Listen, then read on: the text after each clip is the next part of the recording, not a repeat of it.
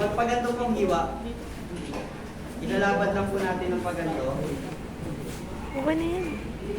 Ganun po ulit, i-close na po ulit natin. Yan, okay. Ano na sa akin? The main reason why we have to cross is to stop the bleeding. Yes po.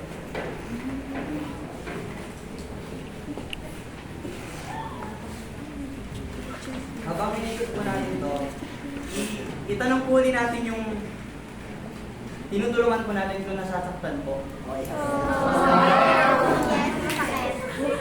Kasi hindi po natin siya pwedeng biglain, baka masama ka po or i-double nut lang po natin siya. After po nun, sa taas po natin siya i-nanat ulit. Bali ganito po, double nut po ulit siya. Kaya talaga dapat tinatanong yung pasyente.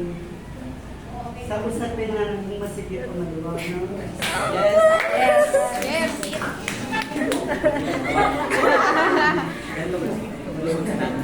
Ganito po ang kalalabasan ng kamay. Yung elbow. Ay, yung sa elbow. Triangular. Ano? Sorry. Triangular.